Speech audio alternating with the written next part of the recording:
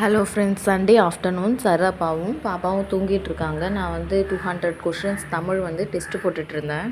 இந்த 1 மந்த் தான் லாஸ்ட்டாக இருக்குது. அதுக்கப்புறம் இருக்கிற 8 டேஸ் வந்து ஊருக்கு போயிடுவேன். 2ஆந்தேதி ஊருக்கு போயிடுவேன். அதுக்கப்புறம் வந்து என்னால் படிக்க முடியாது. ஸோ இந்த 1 மந்த் வந்து நல்லா ஃபுல் ஃப்ளெஜ்டாக இறங்கி படிக்கணும்னு சொல்லிட்டு ஒரு ஸ்டடி பிளான் போட்டு வச்சுருக்கேன்.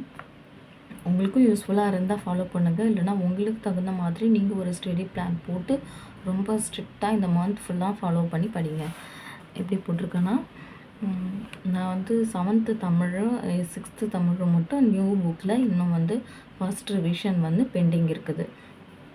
அது ரெண்டுத்தையுமே வந்து இந்த 2 டேஸில் இந்த மந்தில் இருக்க 29 30 டேஸ் மட்டும் பெண்டிங் இருக்குது இல்லையா, அந்த 2 டேஸில் 7th தமிழும் 6th தமிழும் கம்ப்ளீட் பண்ணணும்னு பிளான் பண்ணியிருக்கேன். அதுக்கப்புறமா அந்த வீக்கில் இருக்கிற இந்த ஃபர்ஸ்ட் வீக்கில் இருக்கிற 1ஆந்தேதியிலேருந்து சண்டே 5ஆந்தேதிக்குள்ளார 6th to 10th Tamil old Tamil வந்து கம்ப்ளீட் பண்ணணும். 6th to 10th வந்து பாப்பா வயிற்றில் இருக்கும்போது நான் கொஞ்சம் கொஞ்சமாக படித்து வச்சுருக்கேன். ஃபர்ஸ்ட் ரிவிஷன் பண்ணணும். ஃபர்ஸ்ட் ரிவிஷன் பண்ணும்போது கொஞ்சம் புதுசாக படிக்கிற மாதிரி தான் இருக்கும். ஸோ 6th to 10th வந்து ரிவிஷன், ஃபர்ஸ்ட் ரிவிஷன் பண்ணணும் ஓல்டு. அதுக்கப்புறமா இந்த வீக்கில் யூனிட் 8 யூனிட் 9 வந்து படித்து ரொம்ப நாள் ஆனது. யூனிட் 8 யூனிட் 9 வந்து கொஞ்சம் எக்கனாமிக்ஸு, ஹிஸ்ட்ரி, பாலிட்டி அது எல்லாமே கலந்த மாதிரி தான் வரும். ஸோ யூனிட் 8 யூனிட் 9 வந்து இந்த வீக்கில் வந்து கம்ப்ளீட் பண்ணுற மாதிரி பிளான் பண்ணியிருக்கோம். ஸோ இந்த வீக்கில் 6th Tamil 7th Tamil new book, அப்புறம் 6th to 10th Tamil old book ஃபுல்லாக கம்ப்ளீட் பண்ணணும். அதுக்கப்புறமா மேக்ஸ் எப்பயும் போல் ப்ரீவியஸ் இயர் கொஷின்ஸ் வந்து ஃபாலோ பண்ணணும். வீக் 2ல் வந்து 11th 12th நியூ தமிழ் வந்து இது வரைக்கும் நான் தொட்டே பார்க்கல. நியூ புக் தமிழ் வந்து நெக்ஸ்ட் வீக் ஃபுல்லாகவே அந்த 6 டேஸில் கம்ப்ளீட் பண்ணணும்னு பிளான் பண்ணி வச்சுருக்கேன். அதுக்கப்புறமா மேக்ஸு ப்ரீவியஸ் இயர் கொஷின்ஸு, ஜிஎஸில் வந்து ஹிஸ்ட்ரி தொட்டு ரொம்ப நாள் ஆயிடுச்சு. 1 மந்த் இருக்குமான்னு தெரியல. அதனால் ஹிஸ்ட்ரி எடுத்தது. அதுக்கப்புறமா இந்த ஹிஸ்ட்ரி முடிஞ்சிட்டா எனக்கு வந்து இந்த ஃபர்ஸ்ட் ரிவிஷன் ஃபுல்லாகவே கம்ப்ளீட் ஆகிடும். பாலிட்டி, எக்கனாமிக்ஸ் மீதி எல்லாமே வந்து நான் 2022ல் படித்ததுக்கப்புறம் மீதி எல்லா சப்ஜெக்ட்டுமே வந்து கொஞ்சம் கொஞ்சமாக ரீகால் பண்ணி ஃபர்ஸ்ட் ரிவிஷன் முடிச்சுட்டேன். ஸோ இந்த ஹிஸ்ட்ரியோட ஃபர்ஸ்ட் ரிவிஷன் ஃபுல்லாகவே கம்ப்ளீட் ஆகிடும்.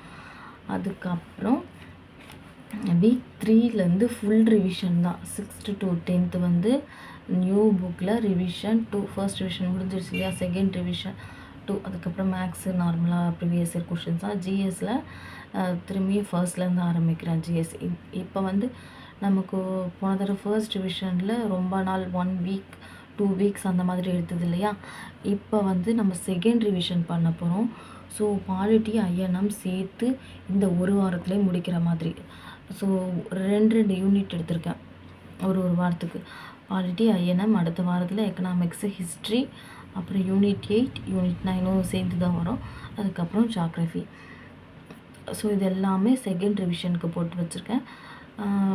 இந்த வீக்கில் வந்து 6th to 10th நியூ போட்டிருக்கேன். அப்புறம் அடுத்த வீக்கில் 6th to 10th old book. அதுக்கப்புறமா லாஸ்ட்டு வீக்கில் 6th to 10th new book. So ஃபுல்லாகவே கவர் பண்ண மாதிரி இருக்கும். அந்த மாதிரி ப்ரீவியஸ் இயர் கொஷின்ஸ் மேக்ஸில் வந்து எல்லா வீக்லேயுமே ப்ரீவியஸ் இயர் கொஷின்ஸ் தான் போட்டு பார்த்துட்ருக்கேன். அது எல்லாமே பார்க்கணும். அதுக்கப்புறம் லாஸ்ட்டு சண்டே 2ஆந்தேதி வந்து ஊருக்கு போகிறேன். அதுக்கப்புறமா என்னுடைய ஸ்டடி பிளான் எப்படி இருக்குன்னு தெரியாது. ஏன்னா ஊருக்கு போய்ட்டால் எப்போ டைம் கிடைக்குதோ அப்போல்லாமே அந்த ஒன்லைனர் புக்கு எடுத்து வச்சுக்கிட்டு டைம் கிடைக்கும் போது படிப்பேன். ஸோ அதுக்கப்புறம் பிளான் பண்ணி படிக்கிற மாதிரி இருக்காது. ஸோ இதுதான் வந்து என்னுடைய பிளான். நீங்கள் உங்களுக்கு தகுந்த மாதிரி ஒரு பிளான் போட்டு கண்டிப்பாக ஒரு ஸ்ட்ரிக்டாக ஃபாலோ பண்ணி படிங்க. அதுக்கப்புறம் சண்டே ஒரு ஃபுல் டெஸ்ட் அட்டன் பண்ணுற மாதிரி பிளான் பண்ணியிருக்கேன். ஸோ இதுதான் என்னுடைய 1 மந்த்துக்கான ஸ்டடி பிளான். 1 மந்த்துக்கு நான் இப்போ தான் ஃபர்ஸ்ட் டைம் போட்டிருக்கேன். இது வந்து கண்டிப்பாக ஃபாலோ பண்ணி படிக்கணும்னு சொல்லி முடிவு பண்ணி வச்சுருக்கேன்.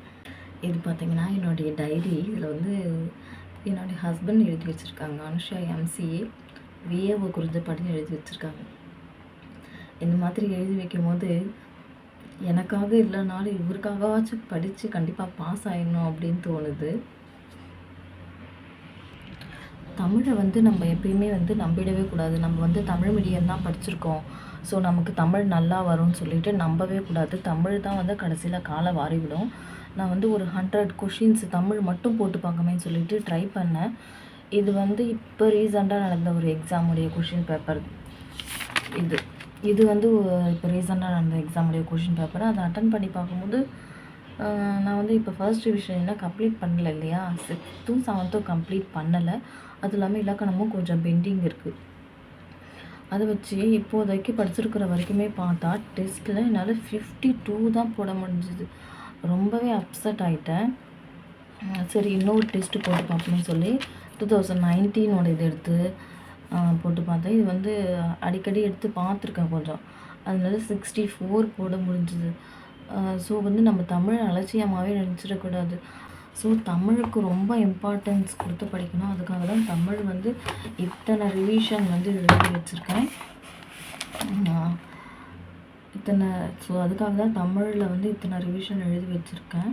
தமிழுக்கு வந்து இப்போ ஒரு நாளைக்கு நம்ம 8 hours படித்தோன்னா அதில் 4 hours வந்து தமிழுக்கு ஸ்பெண்ட் பண்ணணும், 2 hours வந்து மேக்ஸுக்கு, மீதி 2 hours தான் ஜிஎஸ்க்குன்ற மாதிரி நம்ம படிக்கணும். ஸோ தமிழை மட்டும் அலட்சியமாக நினச்சிடாதீங்க. நம்ம இந்த ரிவிஷன்லாம் முடிஞ்சதுக்கப்புறம் இந்த ஃபர்ஸ்ட் ரிவிஷன் 6th 7th முடித்ததுக்கப்புறம் ஒரு ரிவிஷன் போட்டு பார்க்கலான்னு இருக்கேன். அதுக்கப்புறமா தமிழில் கொஞ்சம் இலக்கணம் எல்லாமே படிச்சுட்டு பார்க்கும்போது கொஞ்சம் இம்ப்ரூவ் ஆகிருக்கும்.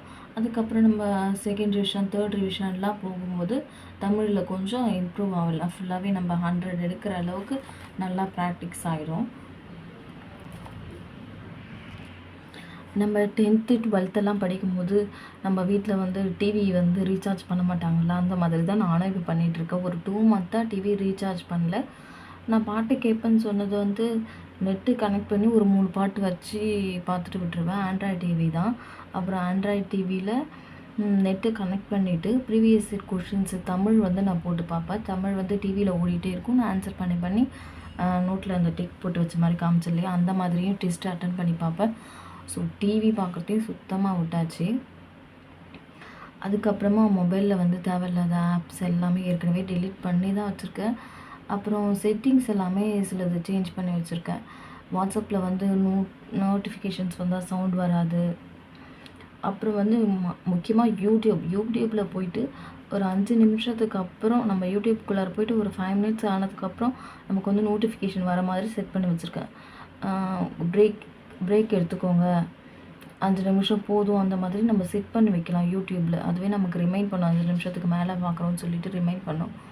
அந்த மாதிரி எல்லாமே செட் பண்ணி வச்சுருக்கேன். ஸோ நீங்களும் வந்து ட்ரை பண்ணி பாருங்கள். நமக்கு தேவையான வீடியோஸ் யூடியூப்பில் பார்த்தாலுமே அதுக்குன்னு ஒரு டைம் இருக்கு இல்லையா, ஒரு 5 நிமிஷத்துக்கு மேலே பார்க்க வேணாம். ஸோ அந்த மாதிரி ரெஸ்ட்ரிக்ஷன்ஸ் ஃபுல்லாகவே வச்சுக்கோங்க. இந்த மந்த் வந்து ரொம்ப சின்சியராக படிங்க.